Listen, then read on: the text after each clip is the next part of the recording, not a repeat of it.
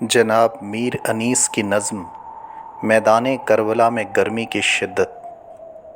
ملاحظہ کیجیے، گرمی کا روز جنگ کی کیوں کروں بیاں، ڈر ہے کہ مثل شمع نہ جلنے لگے زباں۔ وہ لو کے الحذر وہ حرارت کے العمیٰ، رن کی زمیں تو سرخ تھی اور زرد آسماں۔ آب خنک کو خلق ترستی تھی خاک پر، گویا ہوا سے آگ برستی تھی خاک پر۔ وہ لو وہ آفتاب کی حدت وہ تاب و تب، کالا تھا رنگ دھوپ سے دن کا مثال شب۔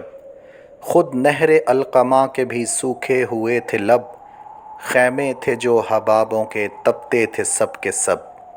اڑتی تھی خاک خشک تھا چشمہ حیات کا، کھولا ہوا تھا دھوپ سے پانی فرات کا۔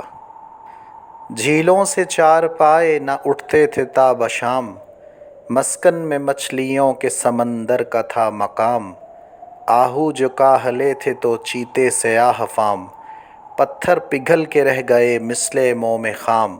سرخی اڑی تھی پھولوں سے سبزہ گیاہ سے، پانی کنوؤں میں اترا تھا سائے کی چاہ سے۔ کوسوں کسی شجر میں نہ گل تھے نہ برگ و بار، ایک ایک نخل جل رہا تھا صورت چنار۔ ہنستا تھا کوئی گل نہ لہکتا تھا سبزہ زار، کانٹا ہوئی تھی سوکھ کے ہر شاخ باردار۔ گرمی یہ تھی کہ زیست سے دل سب کے سرد تھے، پتے بھی مثل چہرہ مدکوک زرد تھے۔ شیر اٹھتے نہ تھے دھوپ کے مارے کچھار سے، آہو نہ منہ نکالتے تھے سبزہ زار سے۔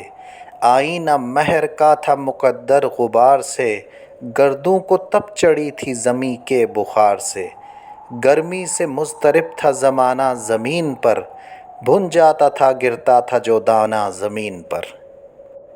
گرداب پر تھا شعلہ جوالا کا گماں، انگارے تھے حباب تو پانی شرر فشاں۔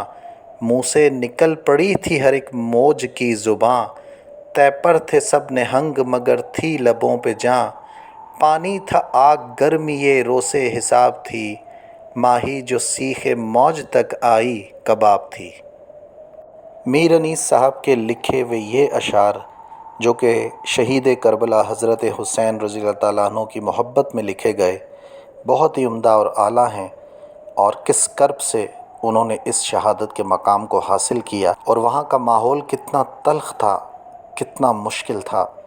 اس نظم کو پڑھ کر کسی حد تک کچھ احساس ہوتا ہے۔ شکریہ۔